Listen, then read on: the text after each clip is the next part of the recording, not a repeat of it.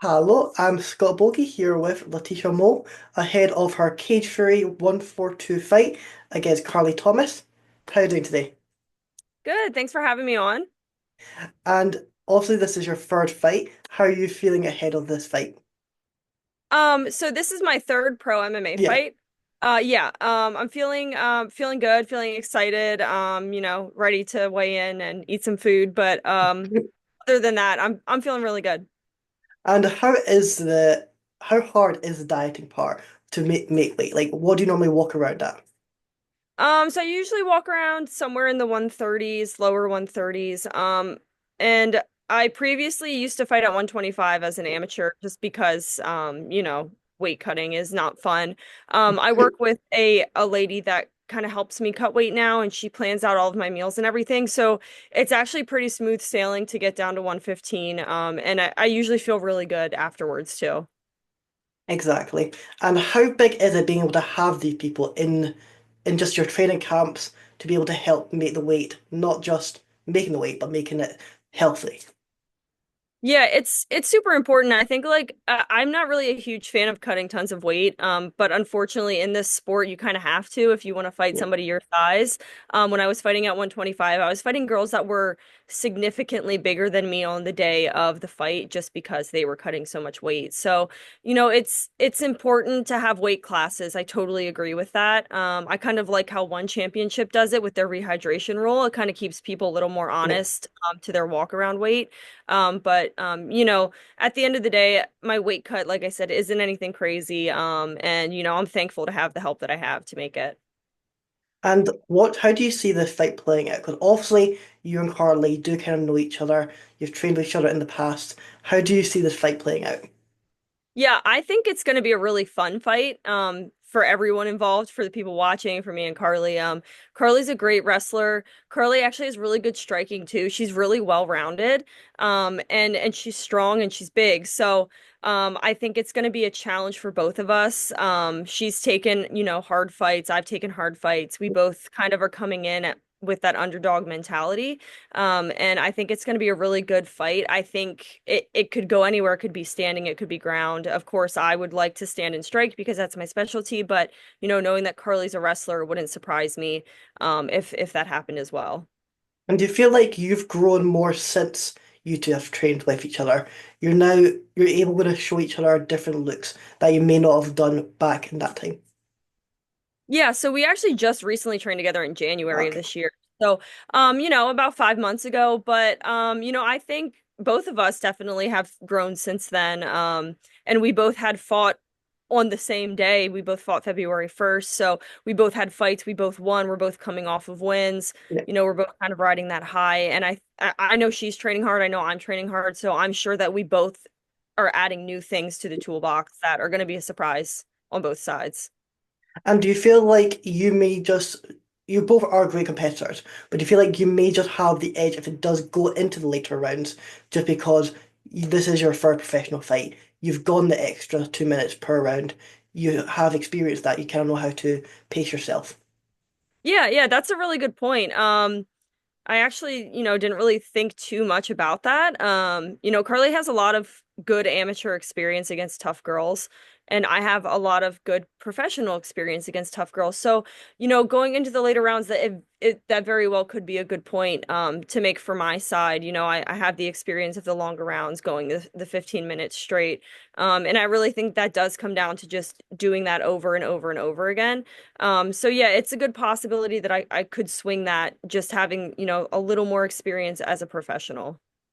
And after your last amateur fight, you kind of dabbled in other sports like boxing, kickboxing. Was that just to try to stay active, but MMA was always going to be the goal? You're always going to go back to it. Correct. Yeah. So I went pro boxing first in 2021. It was just hard to go professional in MMA at that time. It was hard to kind of get pro fights. I was having trouble finding fights. So, pro boxing had some fights available for me, so I took them, and they were local, like pretty much in my hometown, which is great. And then, I was kind of over boxing. I was kind of over just the sport itself. I enjoyed it, but it wasn't what I loved. And then I happened to get two pro kickboxing fights, which again is a really hard sport to get matched for as a woman and as a professional. Um, but I was really glad that I got that experience in boxing and kickboxing. MMA was always the end goal. And I wouldn't even say it's the end goal. It's really just the beginning at this point. And I Yeah. feel like I'm just gonna start catching my stride here shortly. So, yeah, I'm thankful for that experience. I needed that experience, but the goal was always MMA. And do you feel like with women's MMA, it's now starting to get a lot bigger now than what it was previously? You have got a lot more opportunities. You've got Cage Fury, you got you and Carly, you got I can't remember the other women's fight, but you've got another women's fight on there. And Mhm. then you've got Fury FC, who's got their own women's division. And then you've also got LFA, who's got some. You got Invicta, who's specifically just for women's MMA. Combat Global, they just had a card recently, just women on there. Do you feel like you guys are starting to have that blossom period where you're seeing a lot more people come through the ranks? Yeah, yeah, I think it's definitely blowing up now that it's more on the map and now that women's wrestling is making its way into high schools and things like that. It's definitely putting the sport of MMA like out there for women. I love like Invicta. I think that's such a great promotion to have just all women fights on that. I think it's fantastic. I know Combate Global is another good one. And then the woman fight on our card, I know Taylor Samarco. I forget her Yeah. opponent's name, but Taylor's really good. She's been around for a long time and she just got her black belt. So I'm actually excited. I probably won't get to see her fight because I think she fights right before me, but it's just great to see like these local women doing, making it in professional MMA, getting their black belts in jiu-jitsu, being really good at wrestling, coaching wrestling teams. Like my opponent Karli coaches a college women's wrestling team. So yeah, it's definitely making its appearance. I don't think it's as big as it's going to be. I think it's going to keep growing, but it's Yeah. definitely up there now. Yeah, I think Taylor's fighting. I think it's Holly Holmes, I think that her name is. I don't remember. Yeah, I'd have to look her up. I know Taylor though. I know Taylor. I just know Yeah. Taylor from the fight world, but And how does it feel to be able to fight in the biggest promotion on the East Coast? yeah, it's an honor. I'm grateful for the opportunities they've given me. I've fought all of my professional MMA fights with them. I haven't had a bad experience with them. It's run very professionally. I like the matchups that they provide for the whole card. I think they're very fair and even matchups. You see a lot of Yeah.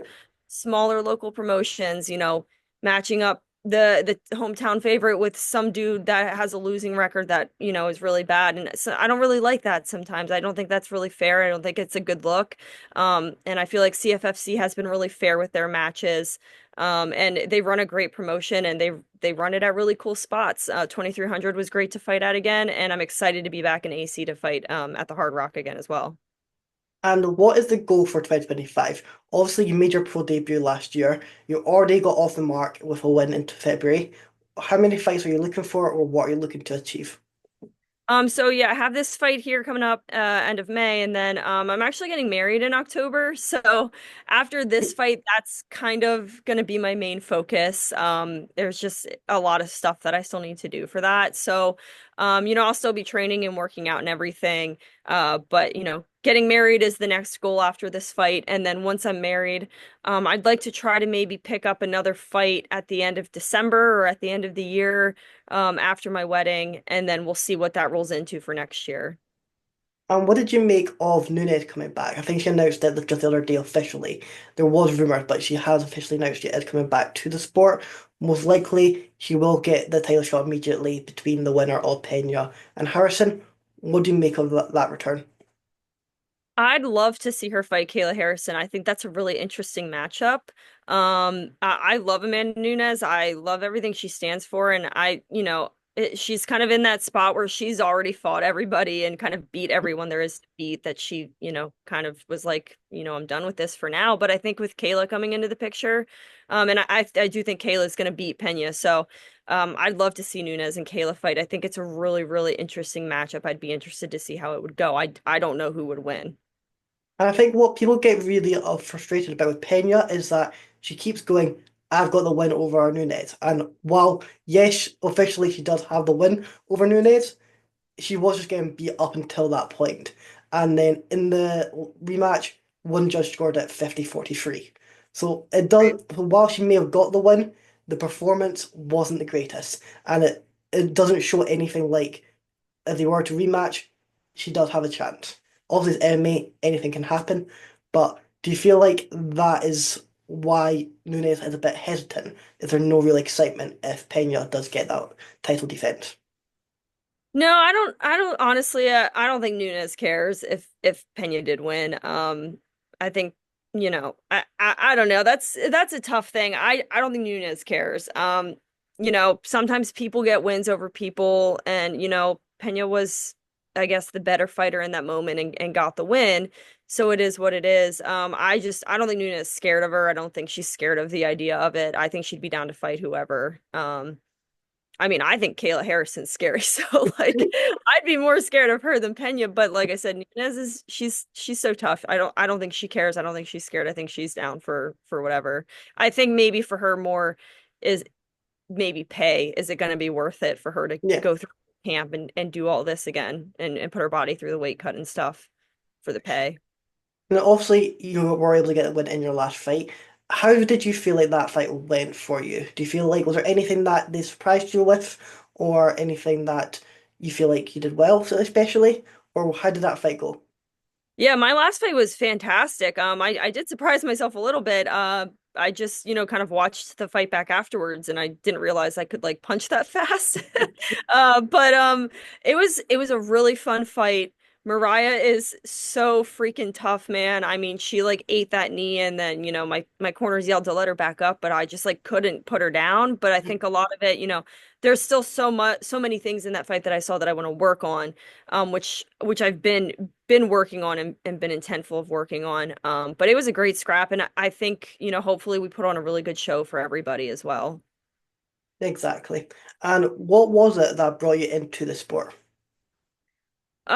So initially I started boxing. I was in college to be a vet tech and used to play softball for like 13 years. Didn't want to play in college, just wanted to go to school and just work out. So I joined a boxing gym. This was probably when I was about 20 years old. And I just like joined to work out, like fitness. I liked Yeah. working out, never like punched anybody, didn't know anything about MMA. Just trained for a couple months and they're like, "Hey, you're like, kind of good at this. Do you want to try an MMA fight?" And I was like, yeah, but I didn't know what that was. So I went home and Googled it, like, what is MMA? And the first person that popped up was Holly Holm. So she was my introduction into like women's MMA, really. And then, I tried it out for my first amateur fight and I somehow won that fight. God knows how. And then from there, I just kind of fell in love with it. I lost a lot as an amateur, which, at the time sucked, but I'm glad that I did. And now here it is where we are today. Exactly. Do you feel like even though it was a defeat in quite a few defeats in your amateur career, they were all lessons that you've been able to take into your pro career? Oh, definitely. Yeah. Yeah. A lot of those fights as an amateur fighter, at where I was at in my amateur career when I was fighting those people, probably shouldn't have been fighting those people. That was one of those matchups where they're really good and I'm getting matched for the hometown favorite for them to Yeah. get a win. But I kind of had that mindset. I just didn't care. I just wanted to fight. I just wanted to try new things. And I think that's important. I think sometimes people care too much about having the perfect record and having the perfect fight and, looking perfect all the time. And it's like it's just not realistic. You need those tough fights. You need those tough losses. And I think they really shaped me into who I am today. They were necessary, absolutely. And is there anything you would specifically like to do after a win or after a fight? Like anywhere you like to go, anything you like to eat specifically? Oh, I like to eat a lot. I keep a list in my phone throughout my fight camp, up until the day of the fight of food that I'm craving that I obviously can't have. So I already have a list in my phone of all the stuff I want to eat, and then I try to hit the mark with it, but your stomach's so shrunken after a fight. You eat like a slice of pizza and you're like, "Oh my God, I'm so full." But yeah, I'd say any kind of like sour gummy candies are kind of my go-to, and Oreos and milk. You're just gonna come home and it's gonna be the full table just full of food. Oh my gosh. I mean, that would be like a dream. And like some pepperoni pizza or something. I don't know. I'm pretty hungry. Well, you'll definitely deserve that pizza after you get that victory. Make sure you tune in for the fight. It's a fight you definitely do not want to miss. Fight of the night written all over it. Is there anything you want to add or anyone you're wanting to shout out? Yeah, I would just like to say thank you to all the sponsors that supported me for this fight and this fight camp. Without sponsorships, it's hard to get through fight camps, and it's nice knowing that I have support and of course the support of my teammates, my gyms, and most importantly my fiance Jeff, who kind of just tolerates me through these camps, but he really pushes me, and he's one of my main training partners. So without his help, I wouldn't be able to do this without his support. And then, of course, all my sponsors. So thank you to all of them.